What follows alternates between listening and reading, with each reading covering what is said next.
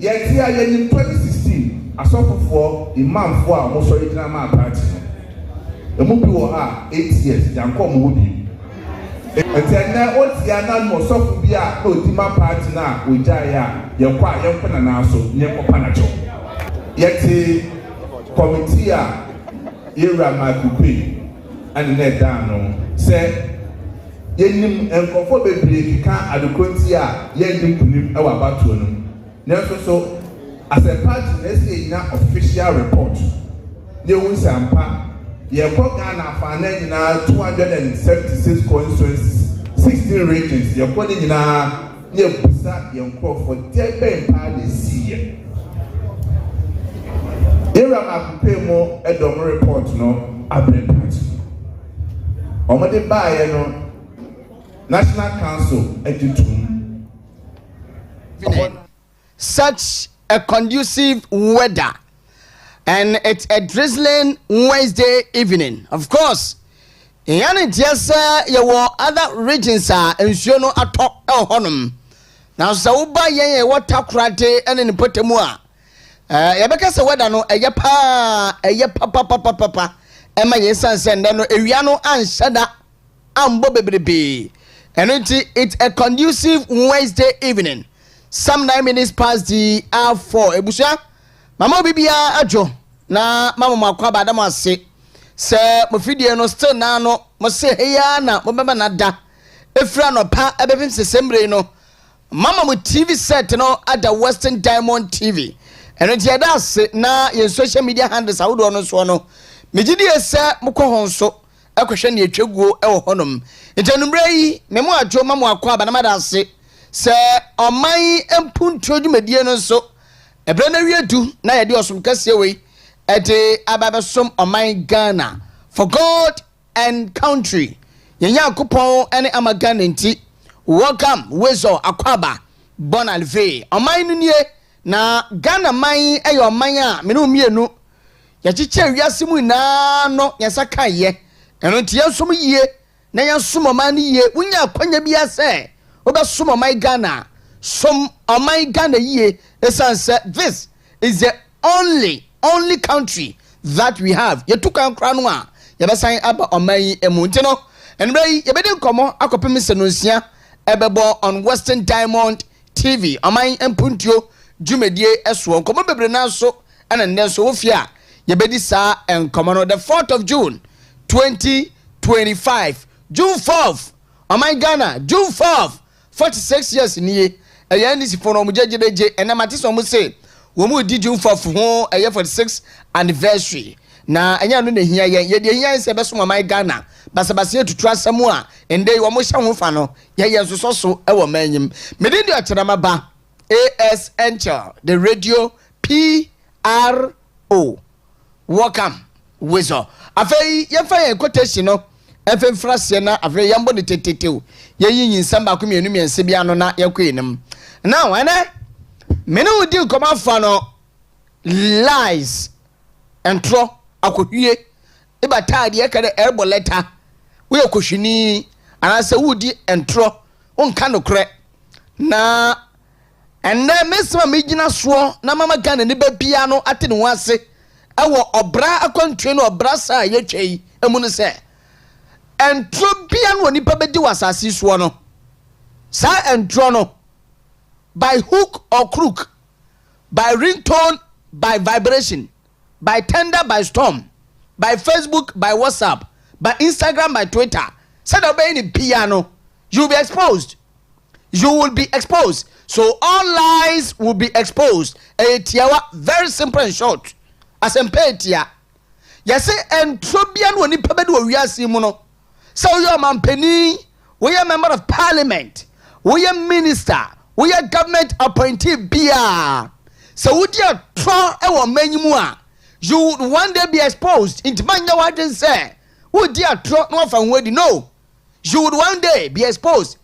Yabapa hontuma na ukuru wabayama ayama na sebusua ehona beka se had I know na penisi obakwasian kwa no kase menwuyanka enso na akechire enenti ene me quotation menya so nie se uye bibi afasho trimu se woka ntam kura gu amenam woka ntam egu amenam na wokata so krampo no a ebrebe so ebepie sabe we free say we from abone na asisia nkwa wontade yem ede ye bepie nkrofo bete o me frɛ sia so mo hwene na ye dan a wo wodi sa abone no ye betere wo nti no me kam adi ama NDC fo say mamu nya ma adwen say o man ni kutamonne enti mo betwa atro mo bedi ntro mo be de mo pebia you would be exposed. Thank you so much.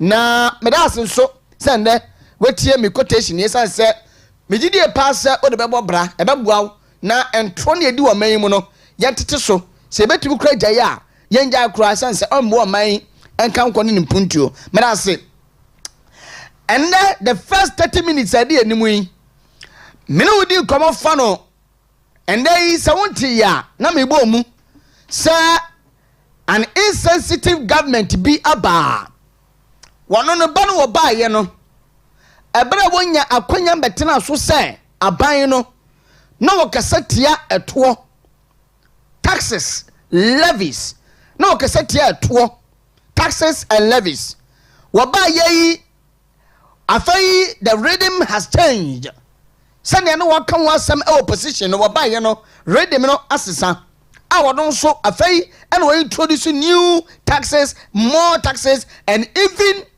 percentage that's one even more than abandadano e penso taxes bia na wajije anu okasa editia anu amre se bedem fie eye butubutu ni na ne se wo se energy sector levy no ya tum ya increase no na increment ya de eba no se woto a liter of fuel bacho yakasa a liter of fuel a se wakoto fuel na abashum shum efeli liter ese nkotoa ba ko bia no a obeto bia a liter of fuel a obeto bia no yaje 1 Ghana cedi yaje 1 Ghana cedi a liter of fuel and I'm told sir and they fuel anebo no efukra na ye 12 cedis a liter until say wokoto 12 Ghana cedis a abani se wo ma 11 cedis no afa 1 Ghana cedi and until the majority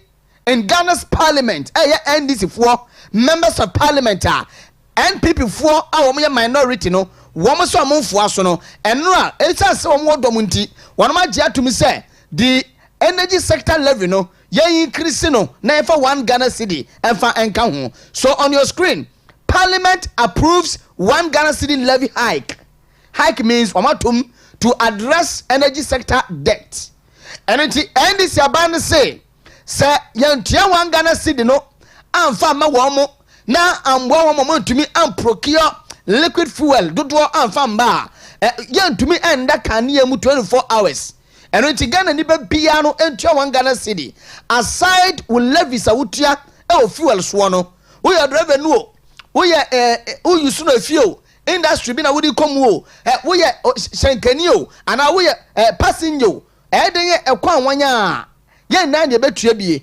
because driver ni koto fuel no abodin a won so be pese odi kakra beto asentuadia no eso na wo wetua so koto fuel no na no bon edin a asentuadia no lorry first no won kakra beto so e de ma no wetua eno betting tax yatwam e-levy yatwam emission levy yatwam the famous ni yatwam na ye nimu se nya omoye na no mo calculated something a wo dey say o say debi bedu a ya the 1 Ghana cedi betu Ghana for na etiri so because we are doing so me dem fa fuel and fa nya hwe me dealing in petrol me dealing in diesel me dealing in gas I am said I need problem with that into tumo enhame a value chain into wonu akwakoto nyama every farm gate bi we produce bi a oba beton no a driver ni na obefa wo no beka twase ya to fuel im into ne nei onso charge o kase ma me no so ya charge ne kase no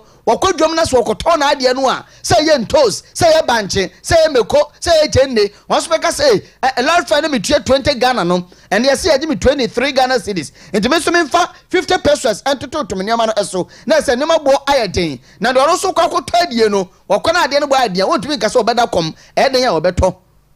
So it is a necessity. Ayade hia a obia nso hia eno to mo de e kwa kwahye ho ene betting tax me Okyeremaba me gina me ntwa bet yesi ye front no yamose ene e-levy ebia ma me a wotie me oton ba nche ono no e-levy na la sabe da mana ne ba bi anyim no wase ne bi ono emfa no ho but ne efo bia ho no NDC for catch say enumom ana nde omode basagala fo entua enti omatum one city ana omode ka dia wo dada no me ba fa old one fa to so ebra parliament majority for NDC for enkonkotena se engine tumu say ye the one Ghana city ebeto eye fuel a liter of fuel control me say liter akoto ba ku bia beto bia a liter one Ghana city. That mean pachanye way another artwork ho. Okay, so that's good. Manisi one pachama number one. For so mame. One Ghana city. One Ghana city. And omoje not a gallon of fuel, a liter of fuel. Me pachanye kukotie yewra kesatu ba forcing. Enra ne komo ne Ghana 40 ye.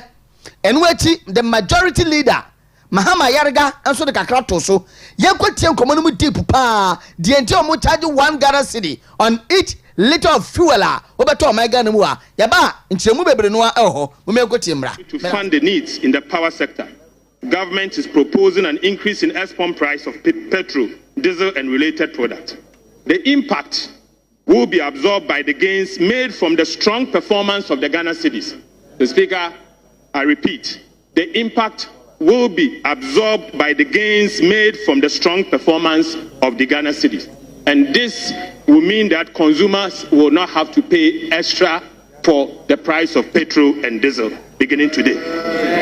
Right, Honorable Speaker, our simulations suggest that there will be no increase in the export price of petrol and diesel in the next window beginning today if the levy is imposed. This is because of a strong Ghana city. Right, Honorable Speaker, the levy will serve as a dedicated source of funding to the power sector, and the proceeds will be earmarked for the procurement of essential fuel for power generation. The Speaker, this will ensure that Ghana enjoys stable electricity. What is before us is the Energy Sector Levy Amendment Bill, and basically it is saying that Ghanaians should give one Ghana city each when they buy a liter of fuel so that we can end doom so. That's all. One cities. All of us should contribute 1 city. Just 1 city per so that we can end doom so. 1 city. Each of us, when we buy fuel, 1 liter. The prices are going down. 1 city. And Mr. Speaker, it is not e-levy. To fund the needs in the power sector. Government is proposing an increase in export. About NDC for Ghana for now, NDC for Mufrisa Ghana for na yetimi na I don't know. Mufrisa Ghana for na Jesus and Modena na. Hey, Sasia no, Yamia dom, Yasuandia ko anymore. NDC. Mamu fa some timu de biara da, sa Ghana for na sabi, yetimi, na mo kwa na munimi yansa. So it says when the 1 Ghana city is imposed, it which means acquire or shabia, and this for say one more the 1 city no edit your share edit to Ghana for so imposed. Not to say when it's been agreed, but it is imposed.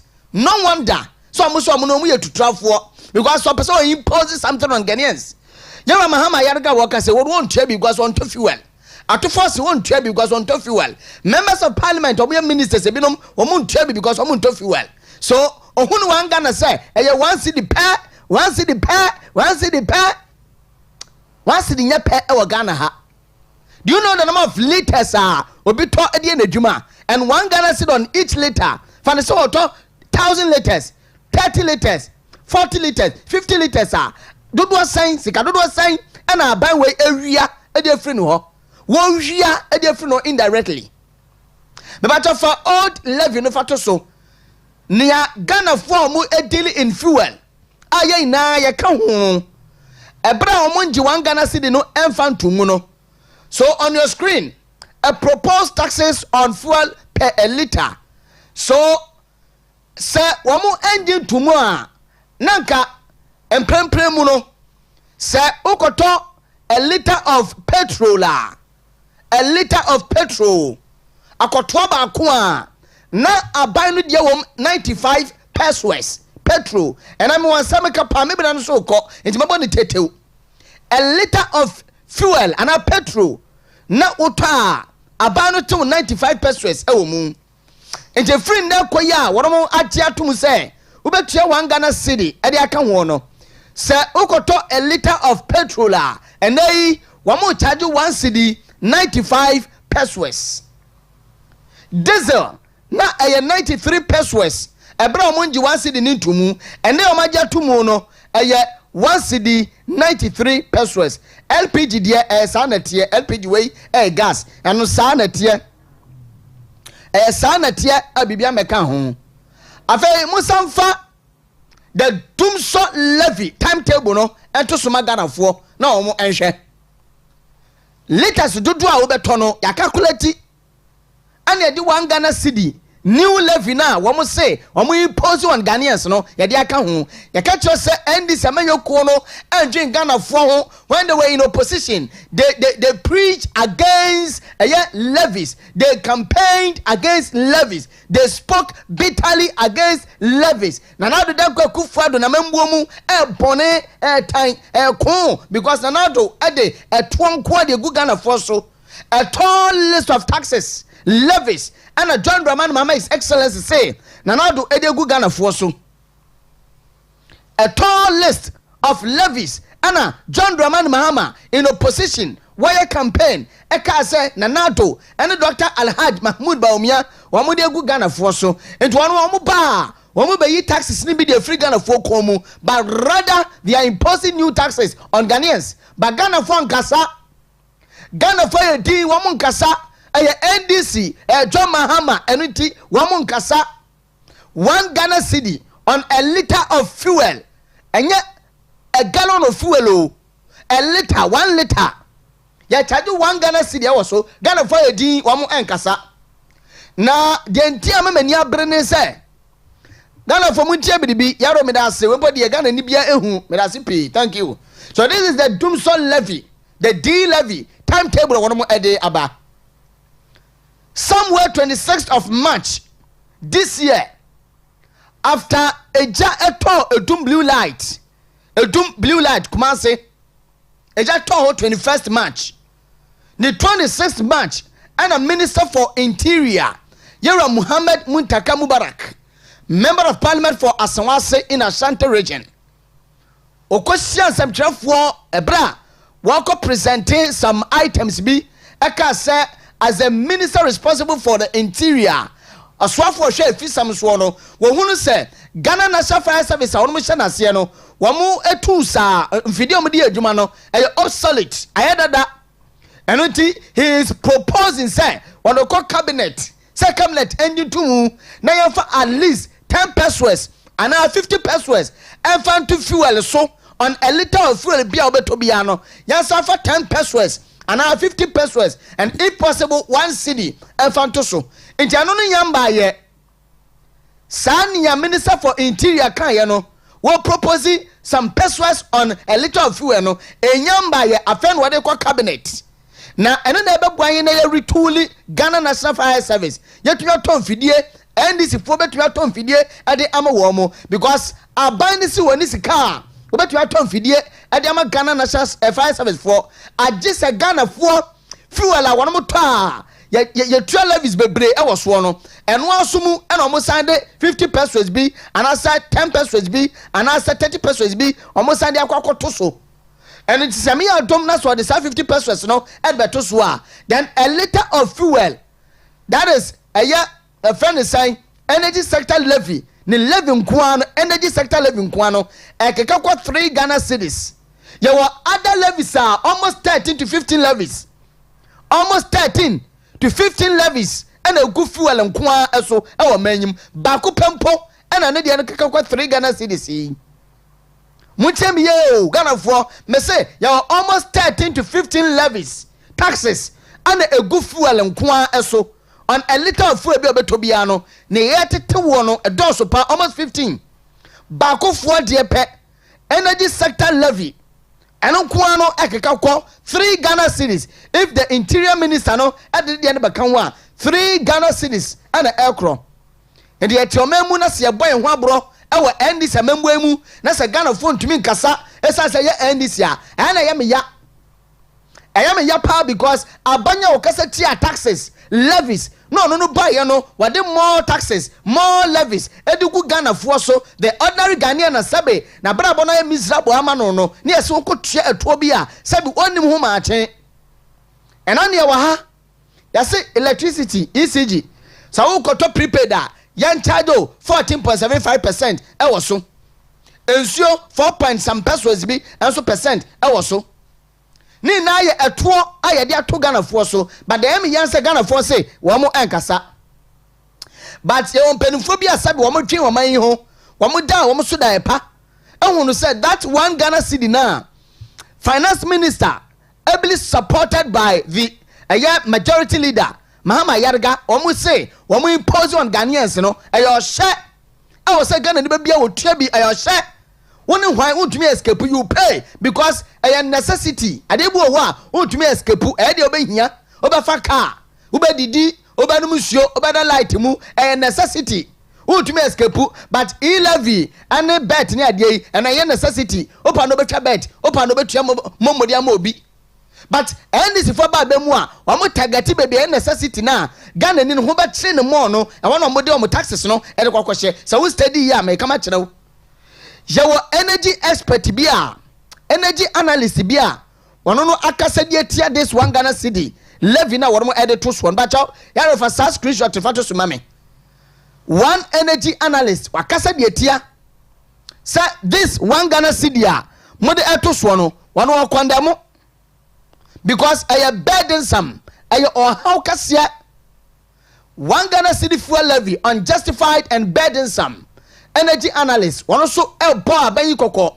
sa Mahama John Dramani Mahama why be yo yakase why be atwaso yase why be atwaso yakase why be atwaso ne we frase ya in the first 6 months no eni susudodo eto ahodo a wode to Ghana for so no we can't buy it anymore. It is unjustifiable and burdensome. How at the Ghana for so do something about it. John Dramani Mahama, this is an energy expert. Wakasa a very chamber of oil marketing companies Komak for one so at the be at their peso but for Komak for the answer so one so chem say city gains in Kwa and to mean justify that 1 Ghana cedi a levy now woman the 2 fuels no see I say oh city yan ho jane oh city na jana na so and the dollar no city no guano city no $3 no city no buga dollar no ntino say city no ejina 10 Ghana cedis ejina 9 Ghana cedis yes inflation about 18% and nti ya for 1 Ghana 2 Ghana for fuel so muntua ntino ya hye dan ka say ya ti fuel so now so do be ni kwa akoto a ya for 1 Ghana bi hye ba bi ama no city gains alone can't dictate fuel prices. Munya be fa ho de mo kan o Ghana ha no and then Ghana for bebre no a ani awan Ghana for receive yesua de ye hu nuama ye tanuama se and then 2017 kwala na mo free senior school no wo mo na ndey wonu manyini a wo mo echeche no mamu de che Ghana for say and this amembo we ya amembo fun ya amembo fun ya amembo tantan ya amembo bone ya twamere amembo amembu amusi ye ntio bia amembu 2017 kwada no wamna nde omanyini a wamu cheche no mamu ede che Ghana fo a ya tenuoma se e wa man Ghana mu ha tansu na nado dan kwakufu ado Dr. Alhaji Mahmoud Bawumia yewura masie poku prempeni yewura ya ose edutwum a wo mu education no ya akono na ya fe e wa manyim now COPEC fo so akasetia Chamber of Petroleum Consumers COPEC yewura dankana mu a ne krofo no omakasa etia se this 1 cedi amode to so no the consequences is there for us to is there for us all. The consequences of this 1 Ghana cedi amode to so no it is there for us all. Me ba just so read the fact so me ba say hunu wo mu a so far o ma kasa de atia 1 Ghana cedi and this aban say woman te so bia e kam woman te se Ghana ni bia esu woman so mama Ghana aya akono Ghana aya krabehwe Ghana ni ba bia ho atono woman so mama Ghana ni ba bia adwuma 24-hour economy no oloma yema esia no bia enya adwuma ye enti kakra bo bia botom enti mutua 1 cedi on fuel endi se meyo ko no sa na omo se endai 24-hour economy no wonma hihye ne yie Ghana ni ba bia ho atono Ghana ni ba bia nya adwuma ye omo ba ye won fa nkofo adwumam light gina so inso gina so bibia ye okay fuel bo ya te so eni tie de 1 Ghana cedi e de kwakwa wuram empenifo awdo we ya omutimu abopeu awo energy sector no kasa condemn all this nonsense no na yewra John Abujinapo energy and transition minister wane te wan kwana ka kire ense Ghana fo mukamu kra ye nte mukani ankra ye nkasa mo ho because this is the right time wa I was say this 1 Ghana cedi no ya de atu fuel so me pato fa no so Ghana fo come na some CSOs and other analysts other experts one mo kasa etia say 1 cedi na ye de tu fuel so no emwa na eho consequences no it is there for us all. John Abujinapo say Ghana for dem ka bia na yente ye because ye NDC for no ye bu omanya ye fo bia mu ne ye susu no eno ne ye de yaka no eno an ye enti ne momu kan yente mu keso because this is the right time to impose the 1 Ghana cedi fuel levy on Ghanaians. Abujinapo energy for minister for energy and green transition was say this is the right time so am for 1 Ghana cedi no amfa to so na ebrani twam eno ano no into omu bu Ghana for kom omu bu ye kom say this is the right time also omo to so into Abujinapo so ana won so etutu bi edugu park no so no but nia ama memani abre na mejina mudiama Ghana for na nia ka say this is draconian, this is reckless, this is draconian. And then they say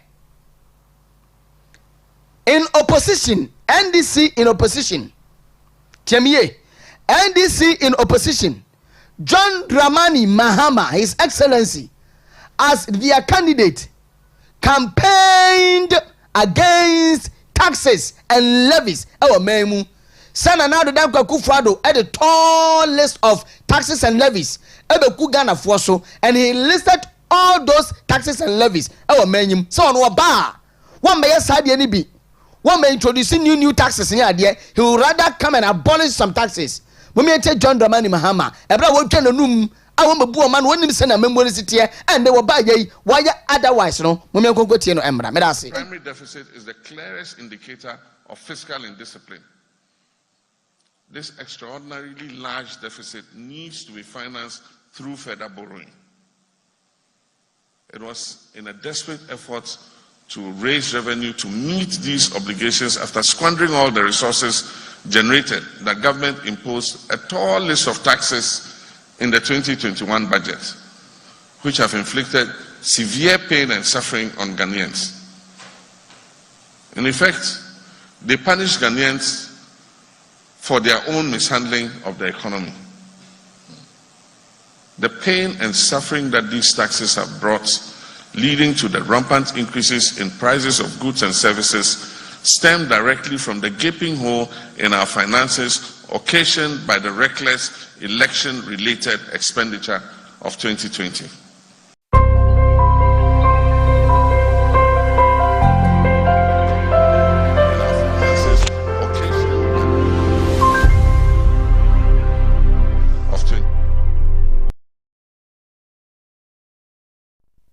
Okay, so that was John Dramani Mahama. Na on say 1 Ghana cedi energy sector levy a omo edi abai equivalent to e-levy because e-levy was 1.75%. Ghana for kasaye even town hall meetings no person beba and about we say na man fan ko 1.5%. When it telcos ne kasa na charges are telcos ne charge no on so ate so. So na Ghana for complaining and this 43 na abawe edeba 1% into abra and this abaiba ya wotwetwa 11 mu no na eye 1%. Na unim de during e-levy and this for a demonstration our Megan mo and your friend yentua demonstration after the passage of e-levy or even before the passage of e-levy and this for a demonstration or may say yentua demonstration so wo muntua e-levy no and the boy dey obetua wo mutisi krom yaro fatos ma me da se mane na so na gara fo nhwe bi na meka sam faase omoyo oyetere e wo Ghana ha say yentuyo obiara yentuya obiara won so mu ntua ba choda bia ewe ba kono the other one bi o wa wo mo eye demonstration answer that kana a friend saying Mr. Thompson dia no aba wo mo ye demonstrations upon demonstrations. Thank you sa video no and this for in this country Ghana a demonstration against e-levy say yentua demonstration.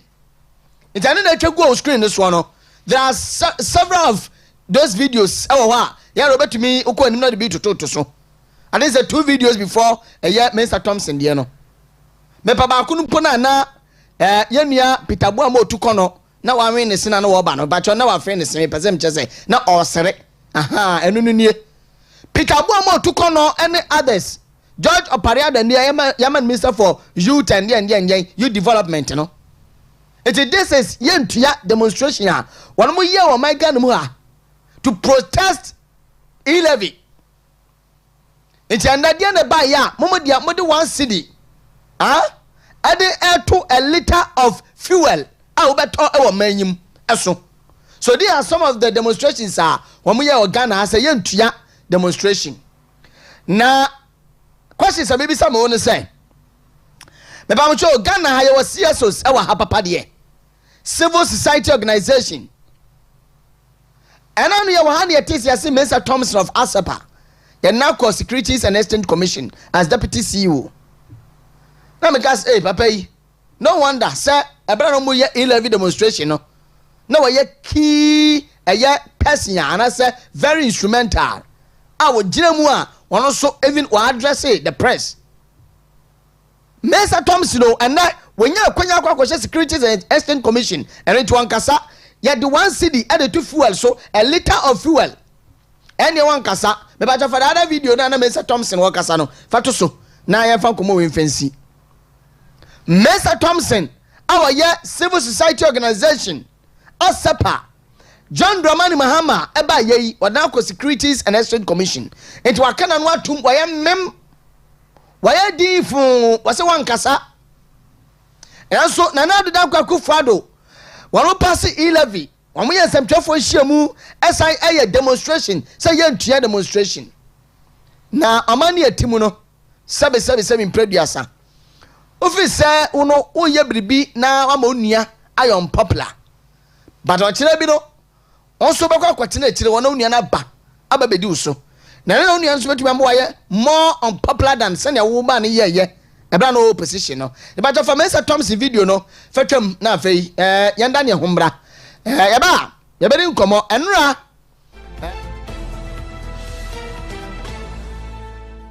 Joey. Yes. So there's one question that government still have not been able to answer with respect to the e-levy.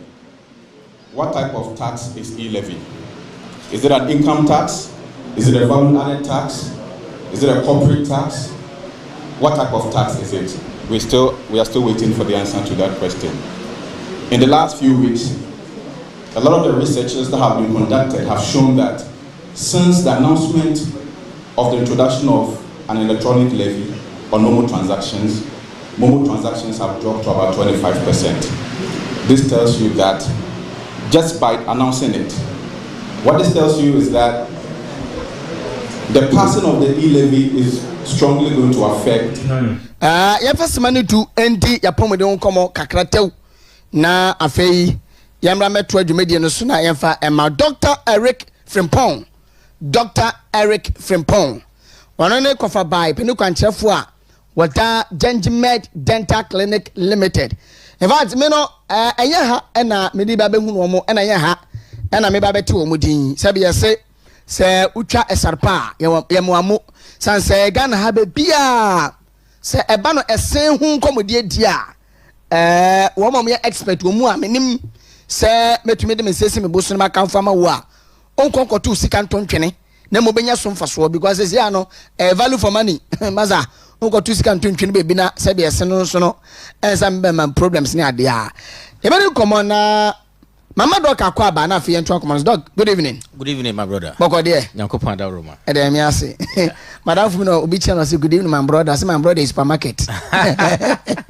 Yeah, why my brother supermarket. Oh, okay, I see. Because my brother is supermarket. Na edwem boko there. Oh, Nyankopon da Roma. Hoboko Enchill ebo ejuma. Yes, some Ghana man said ye nyina enim no so say a service to mankind is service to God. Enti yes some Ghana man yipa. Oh, okay. Okay. But media me kama chira mo say Ghana for dance dey bebrebe. Yeah. Yakwa enim kra na ebi mu kra no e be hwe ne abobo ebi mu de ama Ghana for tea. Yes. Yes. For monfa location mame and contacts are komo ye de obetumi de afre. You me that siminu I won say Enchill said ye nyuma ne said the Ghana for asiaje yatum ni ntino. Oko Ghana ha fana bebre a Enchill ewo ho yato ye nkrabata na pete Ghana ha bebre. Enti otimi nkan obetwa wani na ye branch ba ko ewo wo nchen. Enti say opese o access ye services a ye easy. Oko o Takoradi he ya ye Takoradi udu pipe ano a odi wani behwe kwan na ekoba nchiase no. Okay. Former GN Bank ho na Enchill Dental yedi enjuma. Accra 2 branches na ho Nungwane Atomic and na udru aflawo nso so Enchill Dental branch ewo ho. Alright. Kofoyudia ye wo ho na Sunyane nso Enchill ho. Techima Enchill ye ho. Na se udru Kumasi nso a Abrepo Junction Enchill Dental ewo ho. Na se o Takoradi nko ade a eno ane se ode obesi wo pipe ano na ode wani ahwe Tadisco Junction ana se Banchiase Road no. Otra event center no ko wanim kakra ho na Enchill Dental. Oh, okay. Okay. Na senyagira ko. Ana se ebia ba bia wo bia na wo pese oba bia why you confused with the direction a. Eno ane se obefre Enchill Dental ewo ya homa no 055 913 95 82. The bia doctor ewo ahoma no so ana nurses no ewo ahoma no so awfra ye no ebetwetwe nkomo. Nice one. Na o problem no anamo ewo se utu a ebeboa no ya kire wo sa anamo na watimi etu na onso ohu ato. Very well. Enchill Dental de o ti se ye ka Enchill Dental na che se esen ho asem na ye ka ana se nipa yenum apomoden ho asem na ye ka. Na Enchill ye wo ho se ebeboa ma wo se animonyam na fa ne ntoma pa atimi aiden afra. Eno nti enne kakra na ye beche no ye mre nti no ye be ka tooth replacement ho asem. Okay. Ye ka tooth replacement a enye brofo honhon bia ana se enye brofo bia no edin bia but ye esen a sebio obi ne se no atu afiri ho wanya missing teeth. Okay. Ana se wa lose ne teeth na e wo se ye replacement ye de foforo e hye anamu e de ma no eno ene fe ne teeth replacement.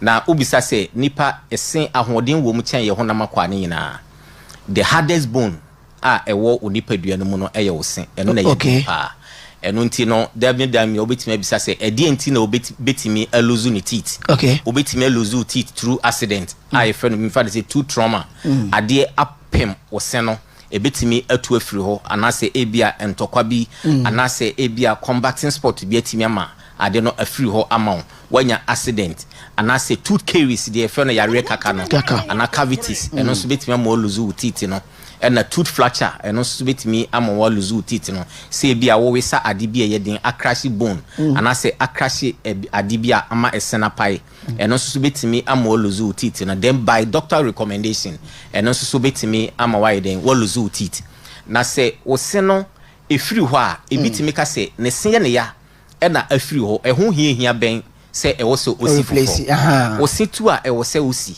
because wa ho fe na ohu no ho no e ye wo se enema oho ye fe anterior teeth na na se ye se no de wo ye nim ha no se efiri ho a etimi ma ohwene no ano ho no anase wa no ho no ekbukom e basa wanim be den e besesa e na ye molars no anase the wisdom teeth no so e fall below anase etutu kese a eno so etimi ma wafono no ye den etom enti ebasa na eno nso betime ma wonim aye panin achen wankasa umfia waiden wadi no eno nti no esen eso etime ma yete se eye asumasi wo na wo kasai anase frempon me na me kasai eye wo sen ene ma wo sa tone no afi the first part of digestion no wo di aduane ko no digestion no it take place which teeth ene ma digestion no so start ewo ho enti esen ho wo mfaso yi pa e de ma nipadua no eno nti no bra no bia se bi free ho a e wo se utimi eden onya replacement so wanya tooth replacement no a et said de wahye blocks a wayi ba ko aiden afri mu e ma esen na aka ho no ahode ntimi eden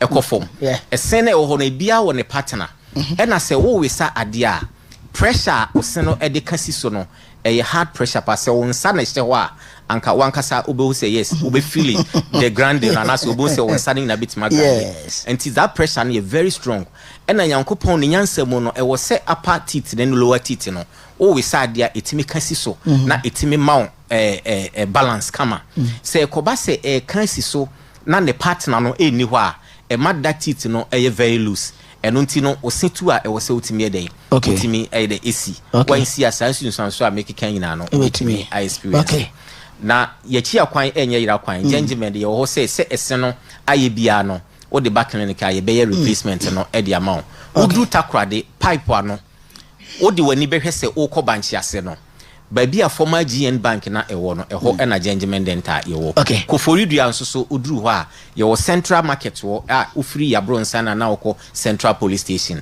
afei aplawo nso so ye ne GN bank no ye ne Eco bank and the same ye the same building and atomic nso ye wo atomic down do me kwa benya runabout no so and ye branch ba kon so esan wo nungwa udu nungwa main lorry station ho a Gentleman dental branch ba kon so no one say obefre your number no was 055 913 95 82 doctor ewo ahoma no so enti esena tu ewo se usi foforo options be na o de wani chire Gentleman dental clinic your options bebre ewo ho eno nti na se esena tu ewo se ode be hu o dentist and ode ba dental clinic doctor ebe maun options a ahodo a affect o problem no yewo ebi wo ho a ye fe no removable dentures and I say acrylic dentures eno no ye sha wankasa obetimi ayi asanhye eno no tete no nyina no na sa eno bi na ewo ho oba Gentleman dental ye bi wo ho ena de obetimi ayi asanhye no a eye dentures ne bi no ye san ewo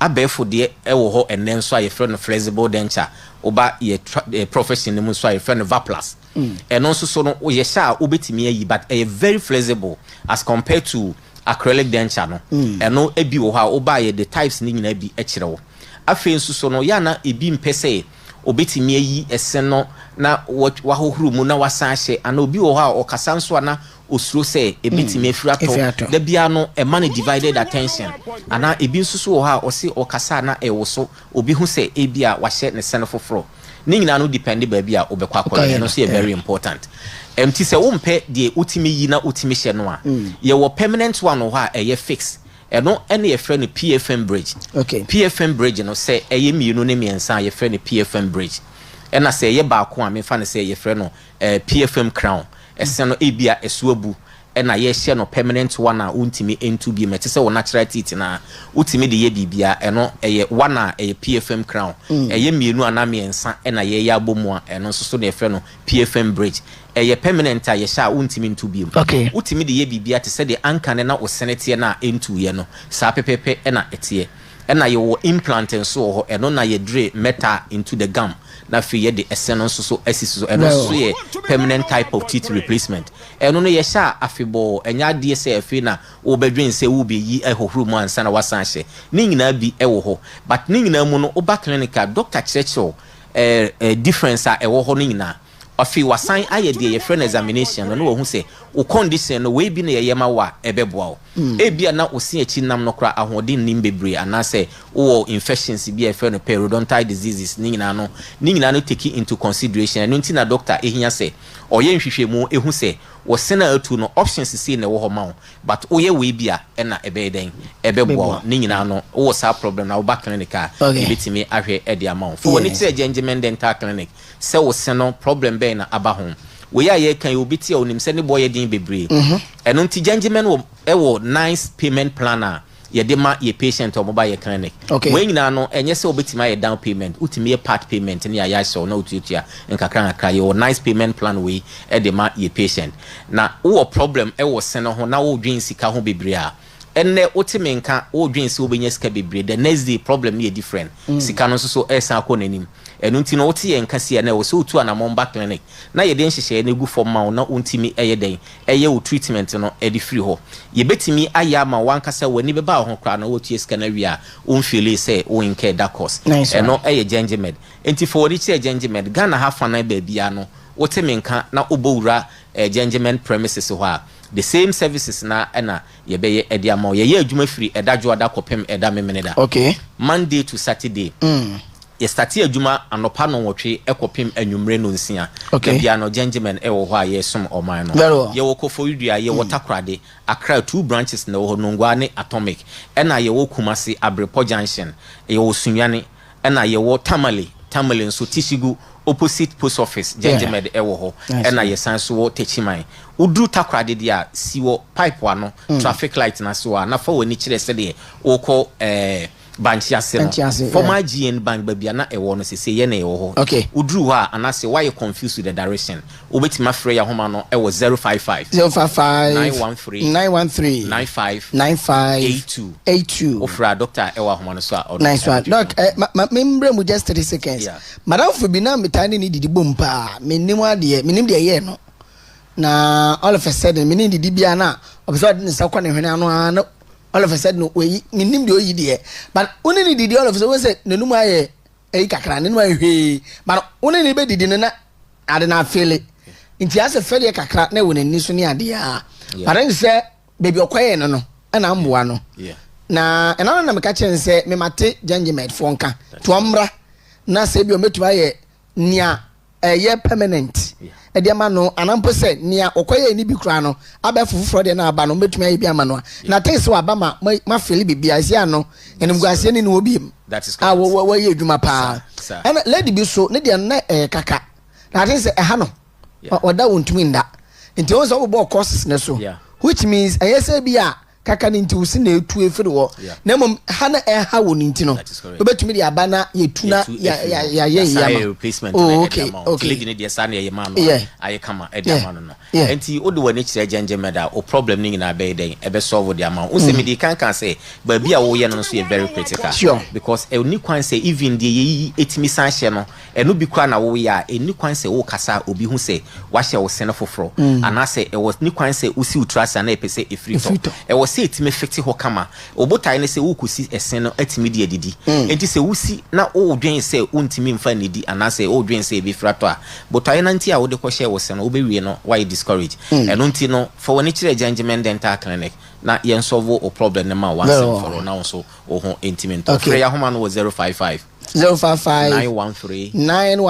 95 ya doctor ewa homa no so offer no betwetwe very well doc e better say enumre yi say o pass it through na me gidi say ye france ye say ni de ebomu ha the whole because TV and radio tiaman say na so hwe ti better say enumre say mosum Ghana esumpa so Gengimed dental clinic ebusia womo na mameda say Yasai Aba studio na yene Dr. Eric Frimpong ena ekwedi nkomo from Gengimed dental clinic.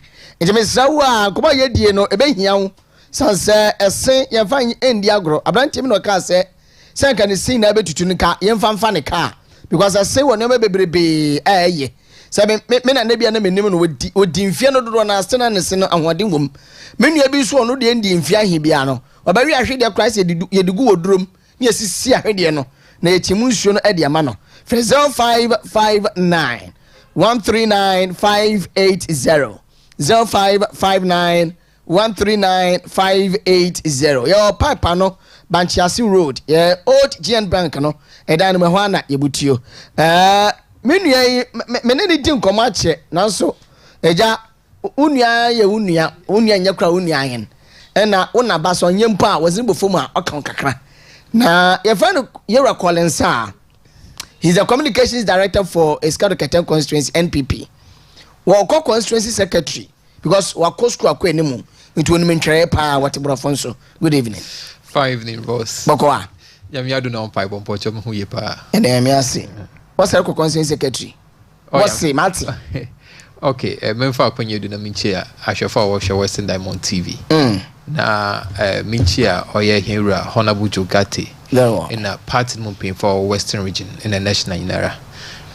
Yes, CC as a national secretary the publications be aba. They have intention.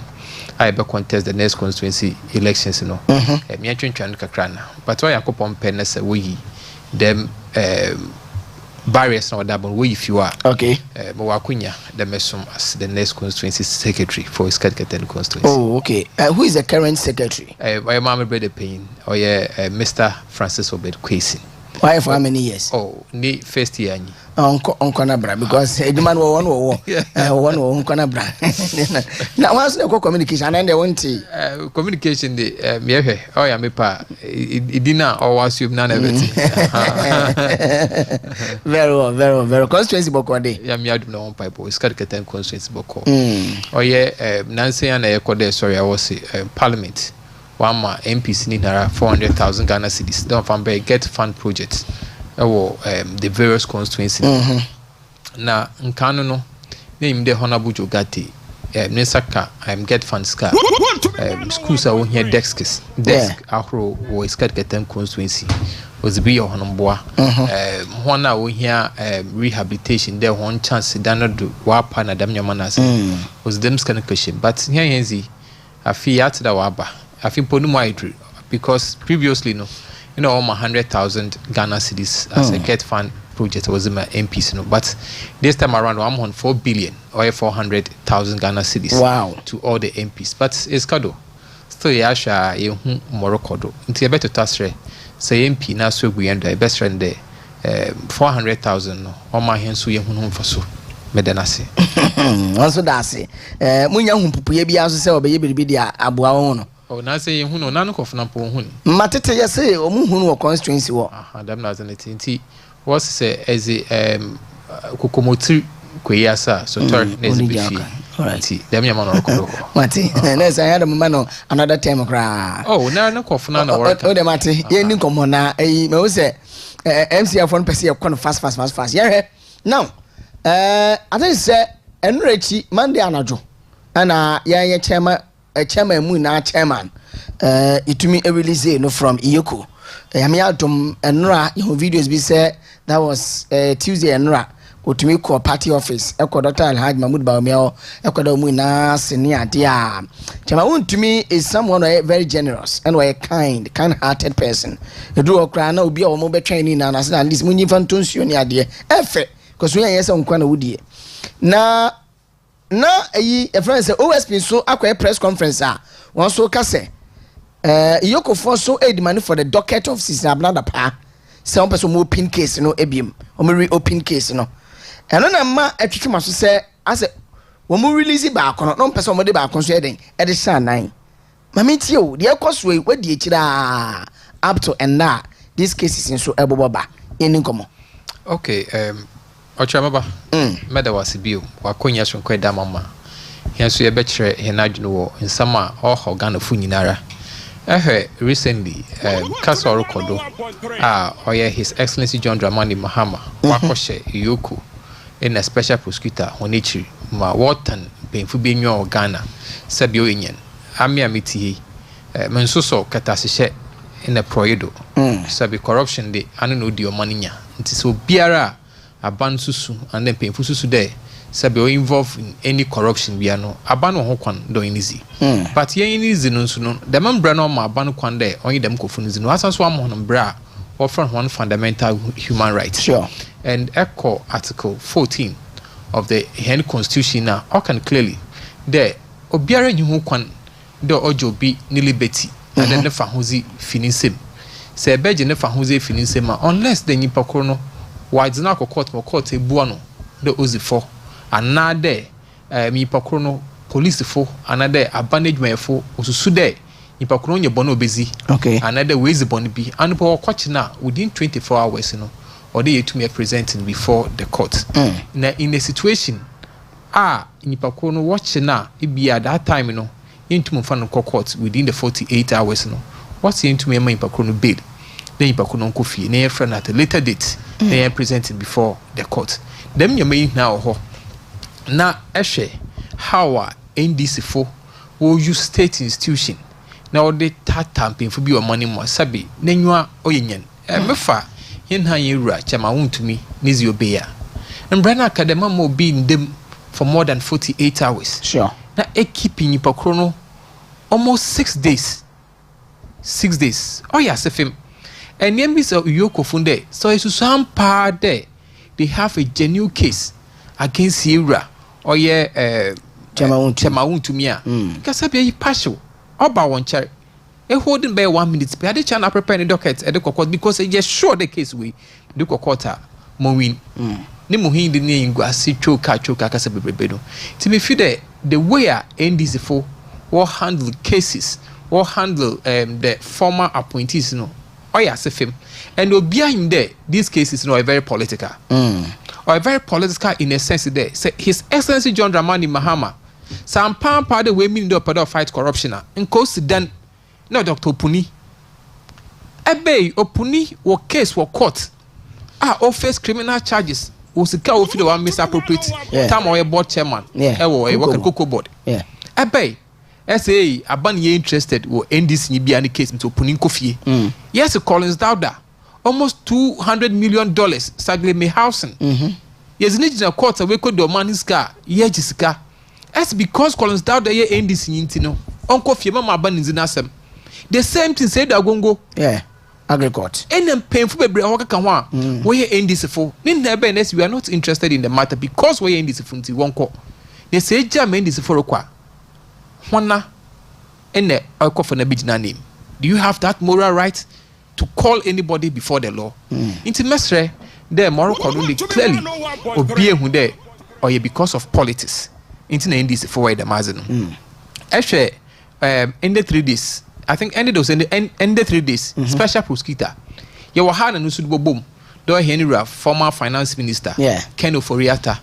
was we declared as wanted and fugitive of justice and I'm Papa it seems there one either do nyitima 2 either there ozembra no risisi nipa 3 either there onye Ken Oforiatta na kasa personal problem bi our pero in Ken Oforiatta in the score because on yedema enkamentasse there nipa yare ma watch report was abroad the nipa yare on ye baby akeke what's impakun yare prostate cancer nipa ne or yare prostate cancer ma what can junior ending what dey kwakọ in surgery also to na ho na esin there one fan impakun one fan brel na moye ma rehumpo statement special prosecutor oye e won the press conference ma oreka there former president Mpo we investigate no into the way to investigate former president why the current president is Excellency John Dramani Mahama abadu no su kwande momo investigate a finance minister former finance minister in the maybe so OSP there OSP and so tama investigate his Excellency John Dramani Mahama former president no in a pocho or your prostate cancer na his Excellency Tama invite his Excellency John Dramani Mahama no sabi ekonifie na ekọ in interview invite one office wow report ni mu no esne ekọ President John Dramani Mahama nifie ekọ welcome no nice na ekọ interrogate no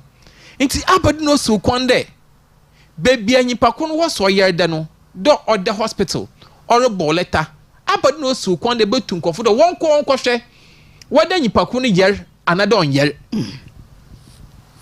OSP in the same case President John Dramani Mahama nunu na wa identifying as intermediary 5 no over UK a fact aeroplane or man security for aeroplane call UK e interview no inti abadi no so kwande enfa the same process na enfa ko interview or Henry Ken Oforiatta na ewia you make a cheap comment there his excellency the former president Mpo invite no but bisahu there condition the investigate his excellency John Dramani Mahama the same condition edema oye Ken Oforiatta na okay me ba intino time wa na OSP efrase se wo ye no ho sase o me kwakohia era is it Samir Mahama near Mahama? Yes, or Kwabruchi Kushian and Dinkomo.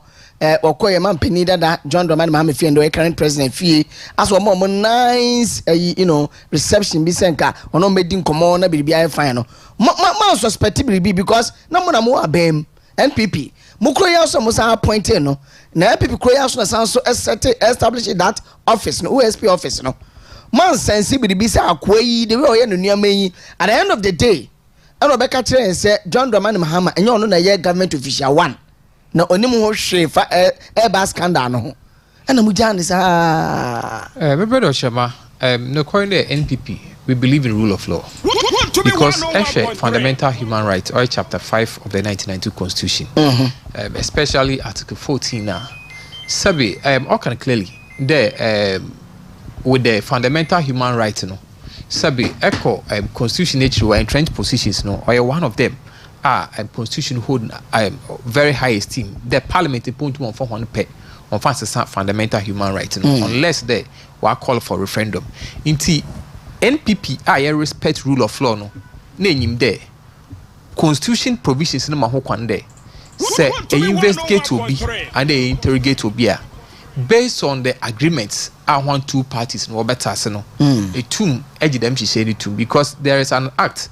Our friend me if McKay our ma OSP another court can to use even is it a communications act no not the communication act or a mutual okay I'll get it and come back I'll get it before I leave here all madam procedure in her day say a investigate will be then ipakoni bia he's out of the jurisdiction.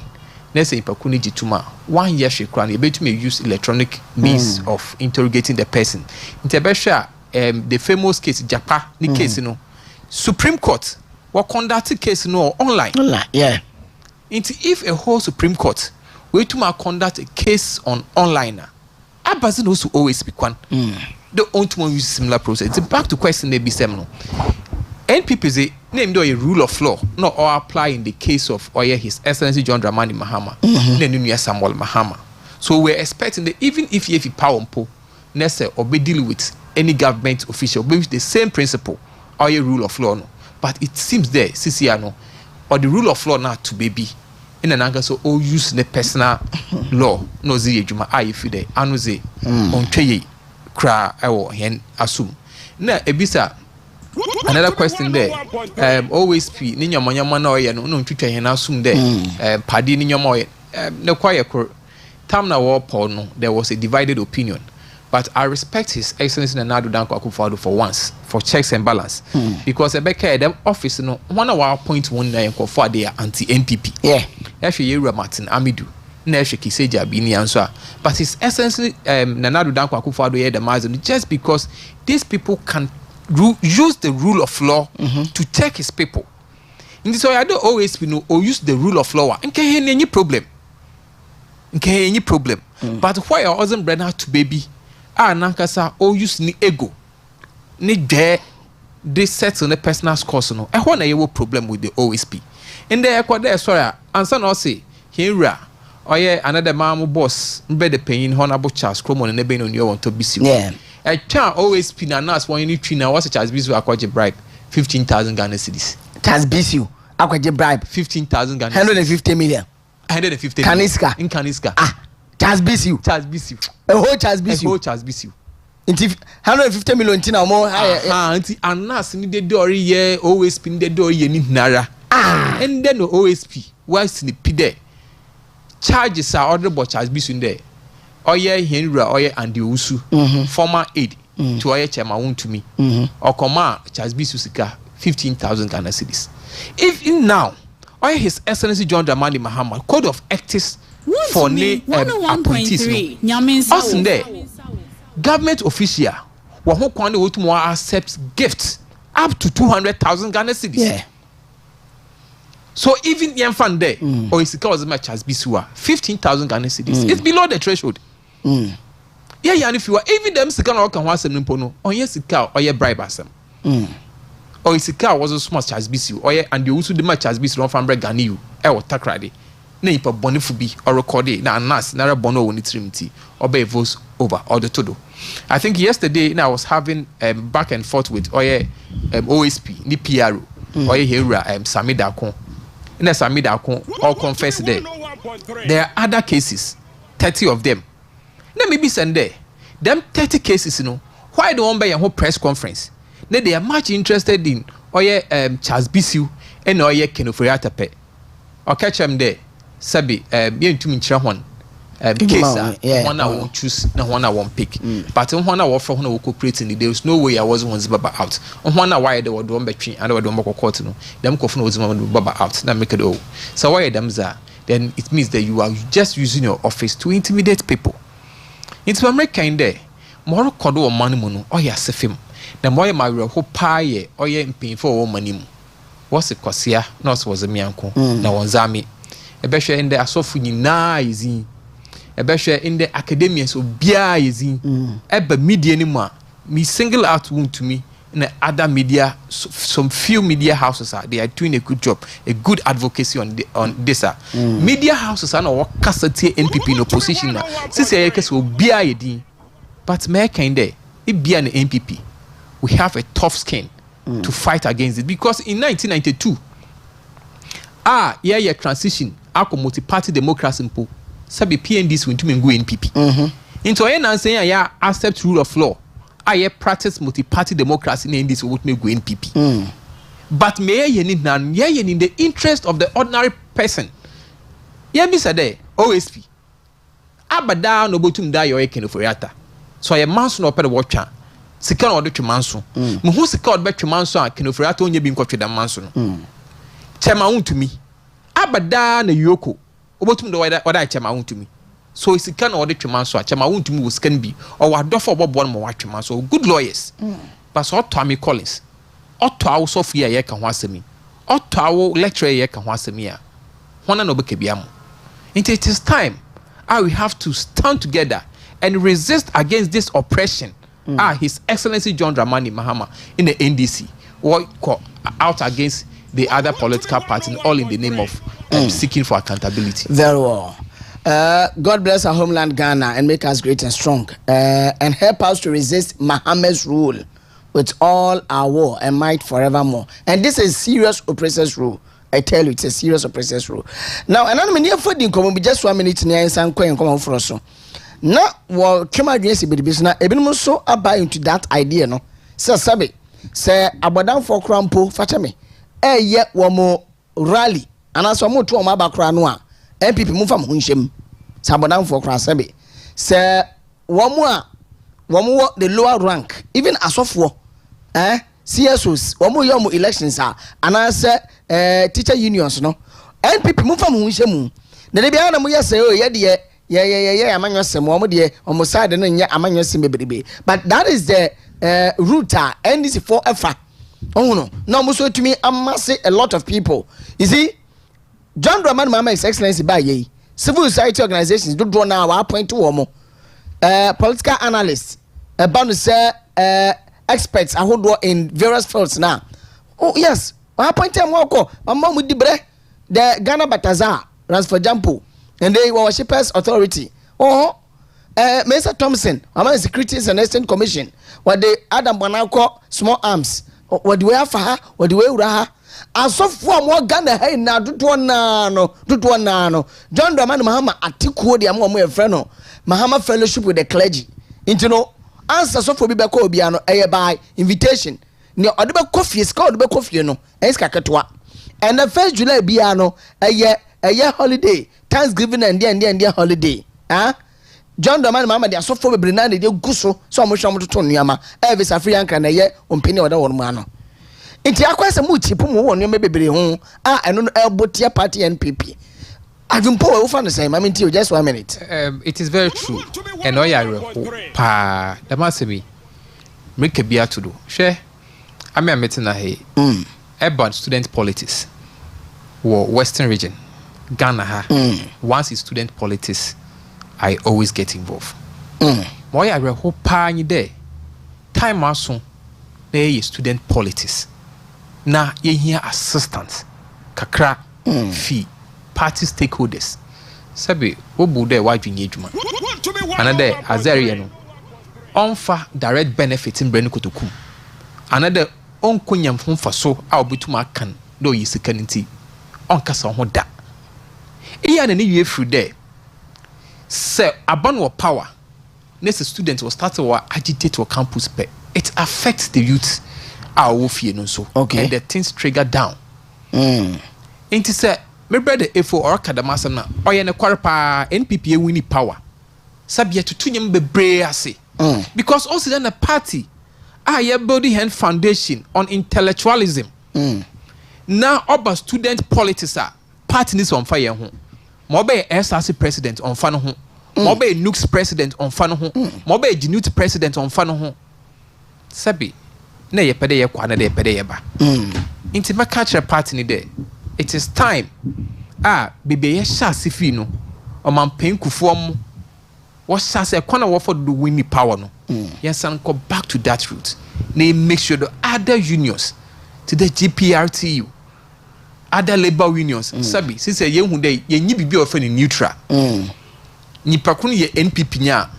Obeshadara we bo at the background of this union, not that disturb the government keke.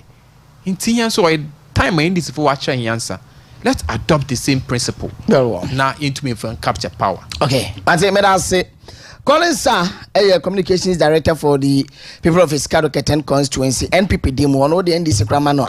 Wampe unu ene de obeja tumbat se di ni ba de ose this is a wrong party. Uncle NPP.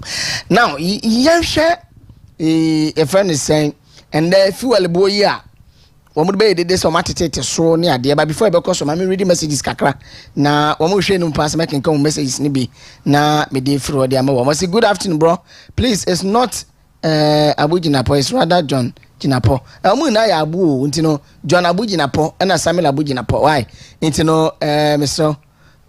So Maxwell me da say but me make Abu Jinapo ya John energy minister de no ahanya same former lands and natural resources minister Fidie Chirambu Anusunko, Ejano Swa Anusunko. Hey, President Mahama, taxes pani. Is this what you promised Ghanaians in your campaign? Why are you doing this to Ghanaians? Why? Your first term was create, loot, and share, and this second term is woes. People are crying, only you and your appointees are enjoying. God is watching us all. My name is Kofi Poku, watching you from Kumasi, Jenya Semirasi Unia. I mean, sure, Papa, Koswana, Monshayen, Elwood Median, Esso. Mamura, the same, I mean, Shahaso Accra, na Mentiano, so, and Fenfruo. Some 20 minutes past the R5, Western Diamond TV, and in the share Oman Mpuntuo, Jumedi. Where's to say, Ajima from Huni Valley, aka the institutional. My big brother, the government one Ghana city on a liter of fuel is not just madness, but it is also evil and robbery. This Doomsaw levy is called the Doomsaw E-levy reintroduction. May I say, also the Manfa last one we find and twice on Nayonko. Insensitive at the highest peak. Hey, Doomsaw levy wickedness. Also the way at the Abba.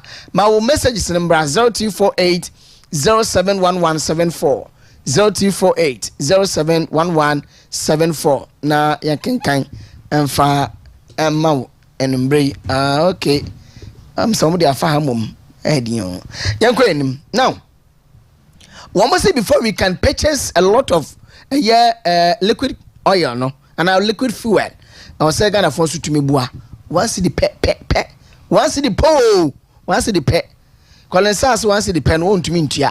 But I didn't say, we are swan, never buama, young conquer the doomsum. Na it may introduce 24-hour economy. Mamitio. Okay, my brother, Okyeremaba. Yes, sir. Time me my first presentation, I was making a reference to a document. Document, you know, or friend or a Mutual Legal Assistance Act 2010. And Echo Mutual Legal Assistance Act in one. Read section 49. More can request for evidence gathering by technology. Today, other investigation agencies, you know, a corner for that will admit evidence, you know, they to may use technology. They to may use technology, you know, where a read section 14 also If a person has to be heard as a witness or expert by a judicial authority of a foreign state or a foreign entity, the central authority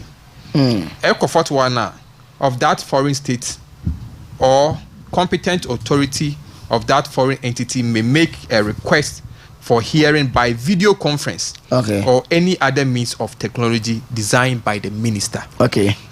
Nti me kind as na kan oforiata no lawyers were requesting no, it is not illegal. It is legal. It's admitted Ghana hen laws because them law American was legal as a mutual assistance act 2010. No, a Ghana parliament and the same principle in the Supreme Court what you see in the case of Oya Japa. Our man Kwanama Sabi or conducted the whole proceedings on via internet and then via online. It is a yes, e-justice and they by internet justice. They too you deliver justice through online. That's a OSP near reader. Then it tells you the OSP has a special interest in this case or a very personal. It has nothing to do with the state. Okay, back to oil 1% petroleum. 1 cedi on liter. A liter of fuel. A liter of fuel. Oh yes, a film. You see, Musuma drivers, especially commercial drivers. The reason why Musuma commercial drivers in there, yet here, and then saying board markets, what started out to fuel prices do. In the fuel and the start to before. CD starts to own because of tariff war. And now oil good for work on a Bank of Ghana gold purchasing agreement. His Excellency Dr. Alhaji Mahmoud Bawumia will introduce here His Excellency John Dramani Mahama Waba War Tuedo. One Sydney was in Accra. Fuel price starts over before pay. Na catch driver see there. Fuel price starts over before ma. One my yanko na yanka todo. Driver see what you don't man hoping 15%. What to do? What to do we ya? Ahomachinara NDC for MPs majority we on court in the parliament today. Yes, answer the 1 cedi. Yeah, they about to every liter of fuel, which means say trotro drive ni bia to fuel a gallon cra. What in a tax 4 cedis 50 pesos, and already know now 95 pesos. Yes. Yeah. In this trotro drive bia to fuel cra. Eto gallon kula. And this aban what to almost 8 cedis per gallon of fuel. Sabi yakoya na yebe asoman. Yakoya na yebe asoman. And this is the government or company there. Sabi e-levy nyaz papa. Another taxes nyaz papa.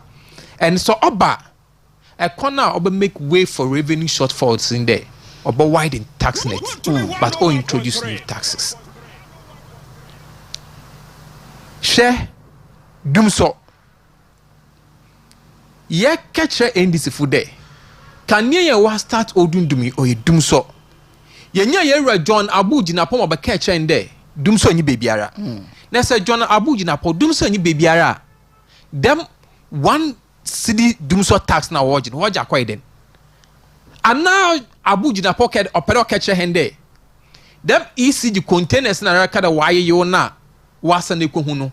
Sabi on yen quite the 1 citizens or bed you could them containers na for front of the Share His Excellency John Dramani Mahama on 22nd January or catcher hende.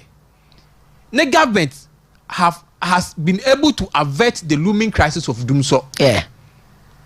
The Dumso and Kowe him dachino as at 22nd January 2025. In this abano to Musiwano. This was in the quarter. There's a 22nd January. His Excellency John Dramani Mahama's way to Dumsona. Then Obaneden and then de Sabi Yakode sorry majority. We will have got in the parliament. There were begging 1 cedi for every liter of fuel. Okay, but MC I na mode we na toto to so am doom so timetable no I want me dey toto to nchen but mama kire bibi mu so kakra me say you know it but say na be obi nka say bia ye twa asem na afa nchen no was one say na betumi aboa na procure a lot of liquid fuel and yes liquid fuel dey aba power yen thermal plants ni ade. Two energy sector debt da energy sector no 3.1 billion dollars. You hear $3.7 billion near to me they settle this debt. But obi say sa kwa ni afaso near day ejisike free Ghana ni ho editua a car e da energy sector na. Two NPP penso kwa be so na momo fa ya mo jisike bi free Ghana ni bia wo se mo de kotua energy enwoka na mo mutumi tua e ma kania no ejina so for good solid 8 years mo ye ni den. Thank you brother Okyeremaba, brilliant question here. NDC for me better that we go and work energy sector debt. Timer 2012. His Excellency John Dramani Mahama be the president. Doom so starts for rubber. Na catch one day. Power outages in Oreba no. It is not because of energy generation capacity. Yeah. But it is because there sika yen tofu well.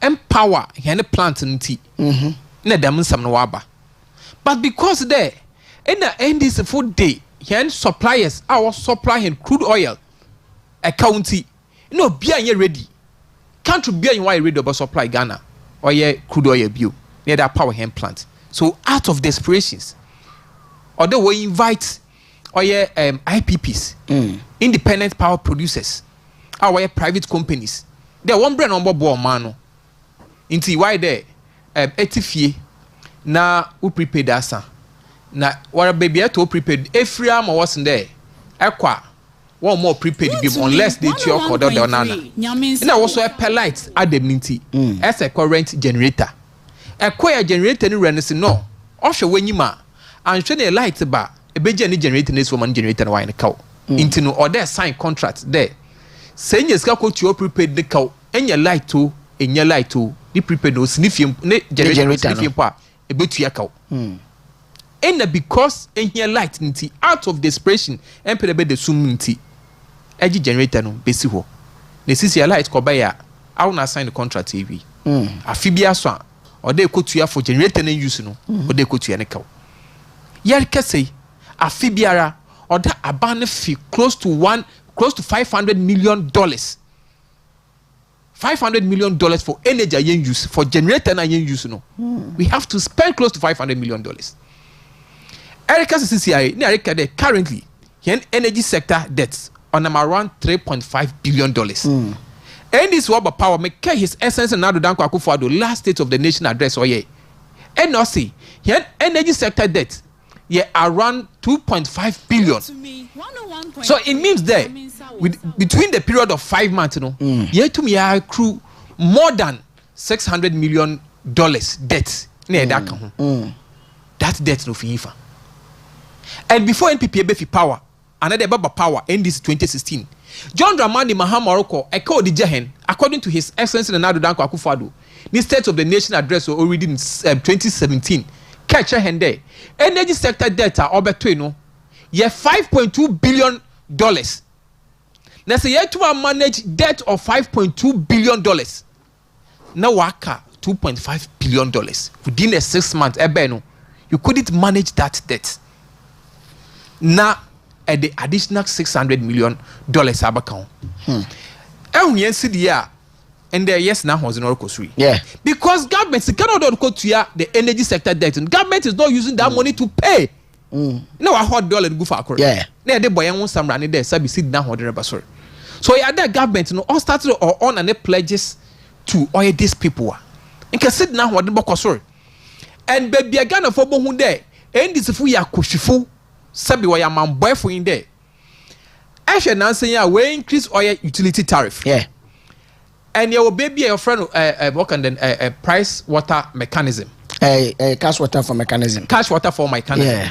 And because of the cash water for mechanism, what peggy energy into oil the dollar. Yeah. So anytime be a dollar and box no, or there energy tariff no will increase to meet that threshold. It's kind of babano in a watch the IPPs. So that strategy in the NPP you see to pay off those debts. Now NDC Aba one cancel them arrangement no ho. Into us then since here one was in the dollar no before no. Yan tariff no on before because NPP time anytime the dollar now what before no yet to nyam kan near board Ghana. Into us then or in the current part there the exchange rate na ye expenses so in the quarter and or something realer. Us Dana since you are sitting in the Bruno another sitting down hold on all bro dollar no do another dollar now hold no before now we are still paying more for utilities because the government the work at the city exchange na yen since no is because government is not meeting up to new obligations into the enya them 600 million debt na abaka on and government no there is a CCR so the sako ball 600 million not so come IPP since CCR city no now hold be started or go fofom it's true and kwafo be started was throw no nti yema Ghana frontier say yen yetua IPPs no in dollars the city equivalence in dollars because omo nji cities yes because omo modjuma na omo so mo other partners omo kwesi bro ni krom omo so be nya dollars e dey tua omo ka the John Dramani Mahama dollars no we keep on fan tua omo ka na nko ese sa kwesi bro ni krom e na wa he ya nti as wo de bo no safo nti wonye bullet payment bia thank you nti afia oye car power batch what threaten government today government they won't count $400 million it's a government and for them $400 million now they are going to shut their plant down and when there's a shut one plant down they will be in trouble and this is the government you campaign at the back of 24 hours economy the ever industrialization job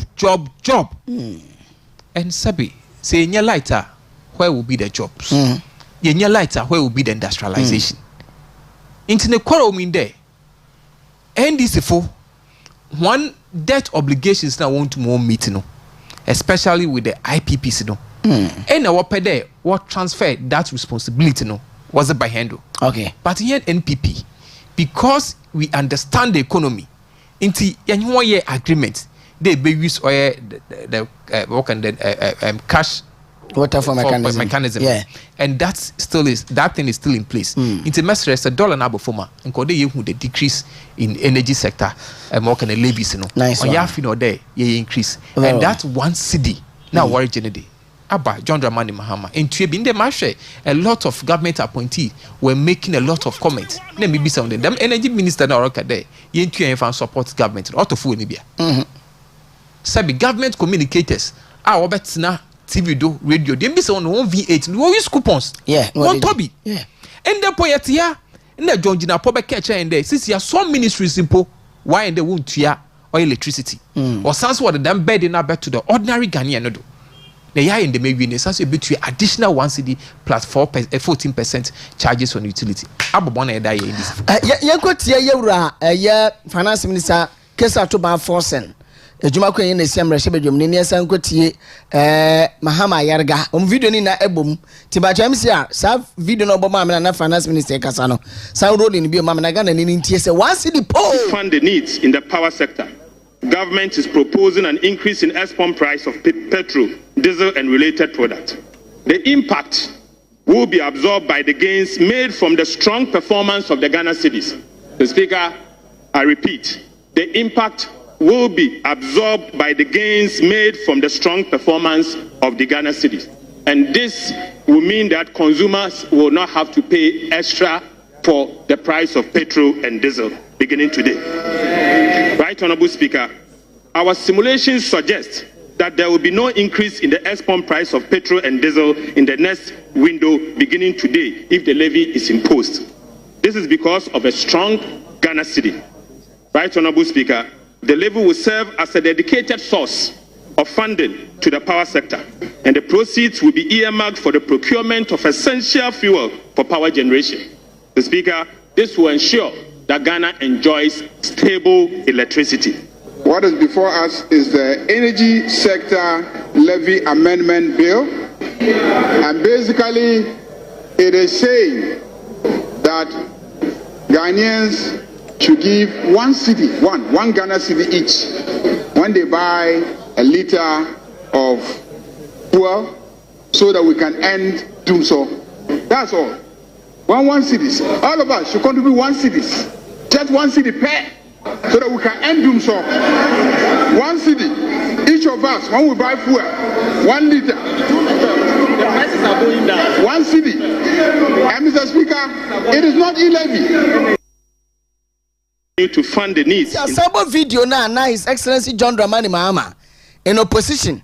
Workers said tier levies said and now do I a tall list of taxes so do Ghana for so a terminate taxes no. Sample sa video na and they munya kwenya. Omokache Ghana for primary deficit is the clearest indicator of fiscal indiscipline.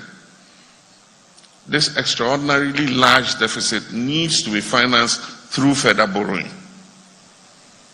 It was in a desperate effort to raise revenue to meet these obligations after squandering all the resources generated that government imposed a tall list of taxes in the 2021 budget, which have inflicted severe pain and suffering on Ghanaians.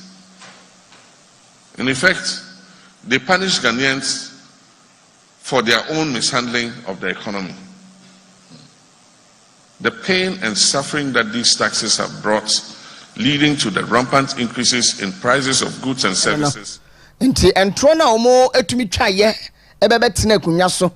Ene omba ye entro no adane ande yi omo efiri se sa na edibu oman na se bia membuo na eje obese ayefu mahama membuo na mu ayefu ena ebi no nya akunya ewrewre mu omo ye ne omo pe. I say today is not every day and every day is not today. All days are not equal. Yesterday is gone, another day has come, and tomorrow is also ahead of us, and each of them has its own conditions. Okyeremaba, good afternoon, bro. Let President Mahama and his NDC people know that time changes and power is not there for one person forever. I'm Takoradi Opoku watching from Kumasi, Kote Extension. They Abani. We also say they are not saying anything because they know you are. So keep the position for okay. So me last message baby ano yesum na wa sabe we de Jimmy o be send Jimmy message no ya kan na ehun se wo Jimmy ya nkasa ho na eja wo na eja wa nante wo sa. Hi Radio PRO, why I say why are me paying one CD on a liter? Why are we so MNO is KW? So how much is Same JY paying?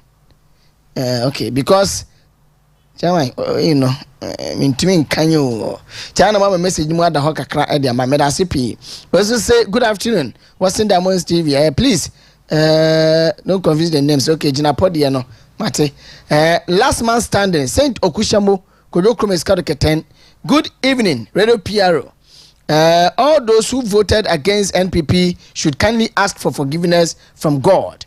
President Mahama has nothing for Ghanaians except to increase and the suffering and burdens of Ghanaians with taxes and high electricity and water tariffs. NDC, never again. Best regards to Honorable Joe Gate, Honorable Charles BC, and Abatapa Catherine, Ablema Afeku, the next NPP National Women's Organizer, and greetings to your calling, sir. Johnson, the idea, but say, pick a few calls now, Faye. Yambrambe we en komano 0248 07 1174 0248 07 1174 ba first 10 low TV volume no na team of phone no so. Good evening. Hello, good evening. Okay. Very well, I'm trying to say. Okay. Hello, good evening. Hello. Hello. Good evening. The Radio PRO. Yes, Saint Okushamo. Brother. Yo, bibi aboko. Yami adu me hoye pa. Yo, ye de yami ase. Ebe so ya bo bado na be go for ho yina no. Yes, you hear me say. Let me share the former MP for Skadoketen, Honorable Joe Gate, Papa Unyanfo, Charles Unyawo Tobisu. Mbada konsa na amansambwa for the next constituency chairman with Skadoketen, Chairman Otis Kobina, Yami Oshan Papa, Minister Najua, Assistant Secretary of the Treasurer, Western region, Yamu Shawan. Share the Democrat on my page, John Draman and Mahama. On Yadana for years, I used to. Not all opinion you so that may know. On your one word at home. I would have walked by ya within 5 to 6 months. Electricity bill, one boom. Water bill, one boom. And an end. The father, sorry, fuel tax. And so there's a doom so tax. It's a driver today will not come up for drivers today will not go back on Asmon today. NDC, near Oman Mpuntuo, Dramani Mahama. What for the 2 can be what for the pool? It's a driver today, one Bobra. Drivers one, you won't ask to Tanapa. Drivers one back, moon the super penco, moon to show ye. You catch a gun for the Mahama. That don't allow also sign. Oh, what is that? 6 months in Pano. The exact same then of Pina Butan. 4 years or what? Now so when you hear Come on, young papa. You take about from Johnson. You go to MP about Papa, number so. Ghana, you Papando. Not as a very well. Melasepa Saint Okushambo. Hello, good evening. Oh, the Radio Piano. Oh, Enchill. Waheba Center. Just for you. Yes, sir. Na menchia chema wontu mi wakwanya wode amame ade bia da mitumi bo je why header na distance no de ro ewo certificate so Okyeremaba no ni adwuma na menchia Minia Collins na afi menchia the former regional minister fantastic honorable Calling and Rights Mabasi na menchia fantastic lawyer Abo Amasia and afi honorable Katrina Feku incoming women organizer na afi untumi na kasa over national chairman na menka wo mu na and taking na Godfather chairman Malaysia. Okay. Okyeremaba. Yeah. In fact, the ekosu wo ho na me give sector na Ghana kwa se Mahama asemu a wo kan yi mre bi etwem se Ghana for ya le resre ndim e bia Ghana for do na da so ewo wo mu tiri akaso mu resi wo mu we Robbie Peter to people and one day ye Ghana for you. Ah, you and I can't move you. It's then and saying, yes, it's web market prices, meaning about from Ghana and more about from nearly a more papa for 1 city. But you know, it's can move you. Yeah, move papa because 1 liter beer to 1 city is the water 20 liters. Just calculated. Sika echo. We should be going to be a day. Fisika will invest a dear free swap. And see living no. And snake betting tax no. Let's come there to self worship. And snake taxes are who do COVID tax in no cabuma. And snake. And it's what any chronos and no more person bore my Ghana. Let's say, let's wait here and carry. And at the time, one would approve, sir, and we say just 20 minutes, not to be the approval this kind of. Let me see now. All right. The message Ghana put na say, "Umaye na yen kan itim, na yen fight together for our rights because NDC the giant one, the violence no so dey ban so. Yen ka sense no kwan na ye." All right, but I CP. Hello, good evening. Hello, good evening. Okay. Hello, good evening. Wow. Okay. 0248071174. Me trust me for but enye ye. 0248071174. Na indi enkom. Hello, good evening. Good evening. Good evening, baby. Okasa free. Good evening, time ka do ya. Good evening, this say. Dai. I mean you. Oh. Asa mo kana de sometimes baya me na buy nia. Wono mo boy bi ni. Why ya? Ala say. What's the why ya? Yes sir. Baya dosu. Why maintain your work no kasa ye. Katudres. Mate, obapo nyo ma mi ndi anso ware no. Yanko ni. Hello, good evening. Hello. Good evening, Baba Kasafri. Your friend saw Kasim Kwafo. I mean, you. You see, Omode, 1 city. I told your friends that 1 liter. You get your divorce, I can know what. You see, I know. The dear mentioned the anomaly called that photo. I didn't know that because you see, I know. Your party is not okay, so I'm not going to I thought the show. No matter you France about this. Mati. All right. Mati, me da say, munya kwenye bi mu a mo to aba mo hwa mo nsa. Hello, good evening. Hello, good evening. Good evening, baby. Okasa free. Daniel. Daniel, jina ye ni yankasa. Okasa free. Voter, hopefully. Okay, mami tio. Okay. Now we are paying 1 CD on every liter. Yes. Okay, but formerly, what was the price? It was 15 CD. So I think what the quota is now 12 CD and. Oh, very sorry, Danny. Call back because online no. Danny. Hello, good evening. Good evening, Dane. Yami adu me hoye pa bodi baby okasa free. I'm trying to go me catch a few questions. I mean you. Na mama peda me kan de.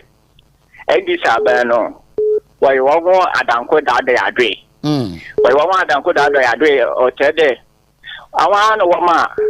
Yipiachi you for o petrol abofo menti de dollar abofo menti want to no do fair no do my GPI you for what to fair no da adechia what say a do so heavy or the other day 1 CD na come you level of one and 100 CDs or 1 CD yeah na special no petrol 1 liter or and they one of the filling station no later no or 11 CD 45 pesos into I can into a percentage almost 10%. Yeah. Almost 10%. It's a phone way and that for Ankas and Ghana for 2028 or there is yet someone there. Ghana for yet to have a moment. Mesmedas, only I was so good evening within Baby Casa Free.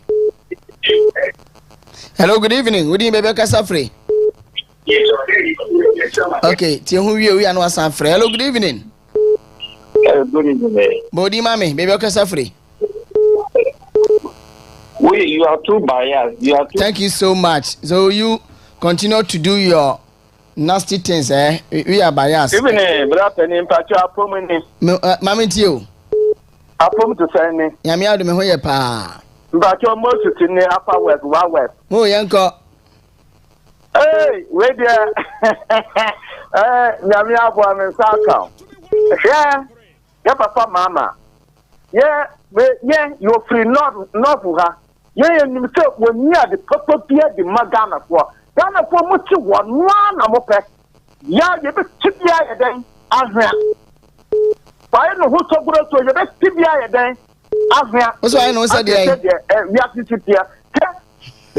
Why are you for 1 8 year levy? Okay. Person cash, limit to 1 minute, person, limit not to be a beer and pet. And so, when me talk well. Me talk well. Me qua, I want the better me bois. Yeah.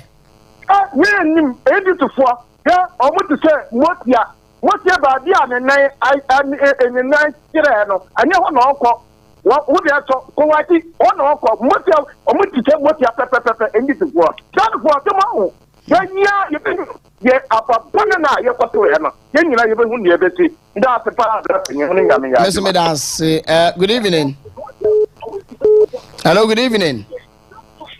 Hello, good evening. Body baby okasa free. Acha obeje kwame san kasa free Western African. Yeni nkomo.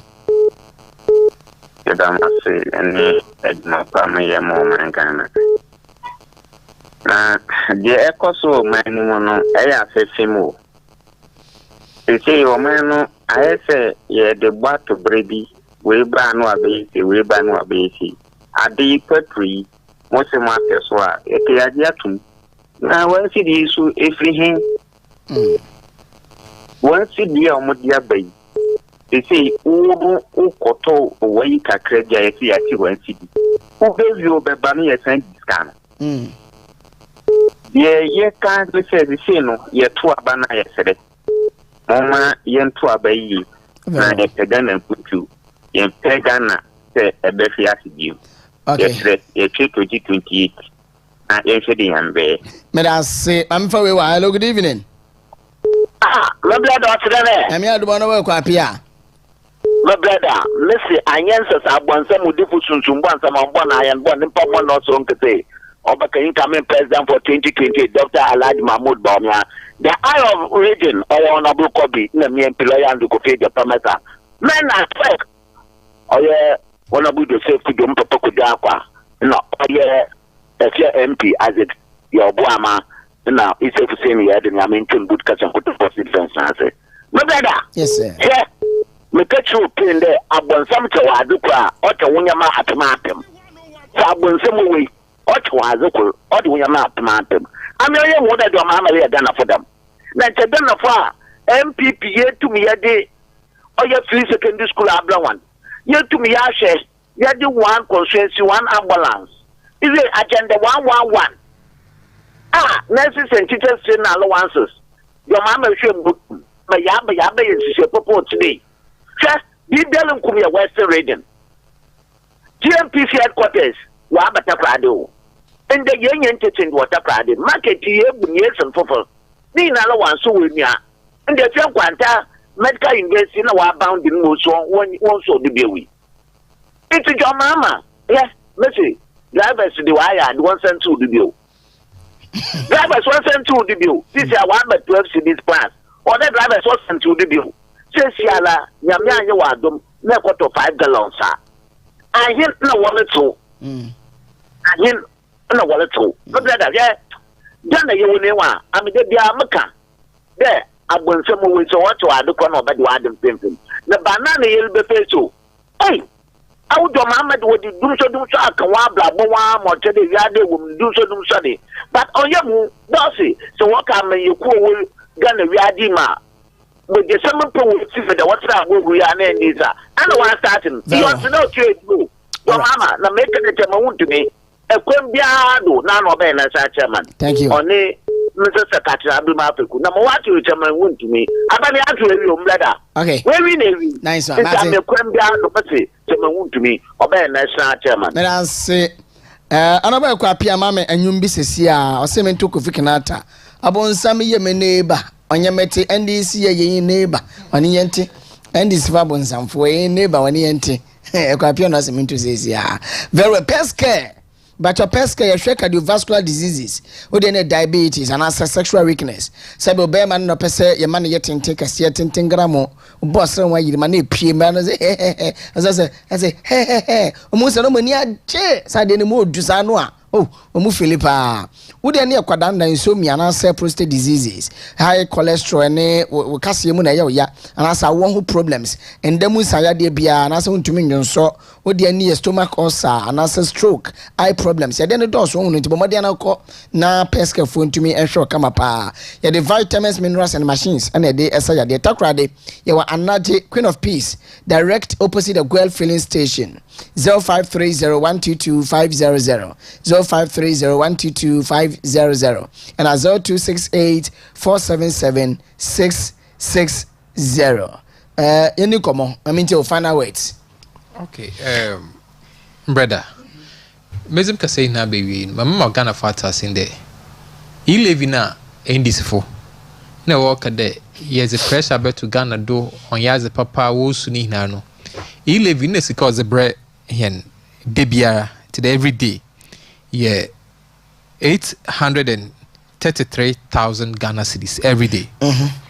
In the year, say Ghana a day you consume fuel 13,736,000 liters every day. You consume fuel 4 million, close to 4 million liters every day. In this watching 1 cedis on every liter. It means that Siciano, you retire 14 million Ghana cedis every day as taxes on fuel. New taxes on fuel. Already know there is existing 95 pesos. Yeah. we are paying close to 27 million cedis every day on taxes on fuel. All right. But you cancel e-levy. E-levy no be now or 800,000 cedis don't do 1 million cedis no. 70 indices for in there. Oh yes. Very well. Me catch a Ghana for the painful no okay. Achiumbui or snabebu na. Ne say so in sa. Nka ye hu sunsun no dey people in this one team. Me the master baby. Me fa konye do michia. My brother Johnny Shen in the menu into Kushambo. My brother Akom I want thank for Michio also Osha in the pa. Nice one. Upon Shehin and I can say. But I catch a Ghana for there. Mwesibiano watch Yombui or Snabebu Nara. But I say, you're calling size the communications director for Iskari constituency, NPPD Muna or constituency secretary. Tebrana Sua, Mr. Etua Hino is Hino for Mumadian say, we between 1 delegates. No, where they're going to Mamma coming from Mpa. One more is it the delegates or police executives? No. Montomano simple. Montomember so okay microwave a pipe in my dear Montomano fast. Matter of fact, picture no to mama na me wish birthday we na me sorrow so. Messi Adebayo. Na you play be your friend no Adebayo. Ai. Tell say Nigeria fooding into no picture ne ba na ma fa kwanya we su na ma we no. Yes. So on your screen the head mistress of Deeper Life Basic School. Head mistress of Deeper Life Basic School. The ade Messi Adebayo. Na and the birthday. On the screen, the head mistress of Deeper Life Basic School. Deeper Life Basic School. Ewo Efia Mapis Christian Hills. Efia Mapis Christian Hills. I want a school ewo. Na madam ya da suwe no na ye head mistress school ni na no. Teacher for na penny when any phone in da suwe na woda. So a happy birthday to you, Madam Messi Adebayo. Na eni kasam ne se me hu kani school yi mu no wachena de. Eno echi me kwada me ensa school ya mu so no wonom ewo Deeper Life Basic School. Na omo chirem sase na no hodro na wonya abotre obuo kwanso ne acheche for ne kasa no. Intino the staff of Deeper Life Basic School, the staff of Deeper Life Basic School, omo say omo fa kwanya we so na wonom awe show a happy birthday. Ebusuafo so omo we show a happy birthday. Oyo ni papa oye obi a otini mpa ase ewo ne nwumedie na emu. Enti madam, ende your birthday na say me nkwala me ensen otumi ema me discount na che school fees no. Get no so na what's up. Madam say Adebayo happy birthday yankopon shiraw. Won to nkwandem Deeper Life yankopon won bie apunu bebre emfa maw na won yebisade so emfa won tine nemu fanchem emfa maw so na won to nkwandem. But asipi yemfansi na yanso dwumedie no so. Me dey Okyeremaba AS Enchill the radio PRO. Yankopon ya ademo chen tezem yenhia. But asipi the entire production team me da mu na so ase. Kubara Barukija Itabi Ajagrabi Urabasaka Abinzi Abazia Baruku.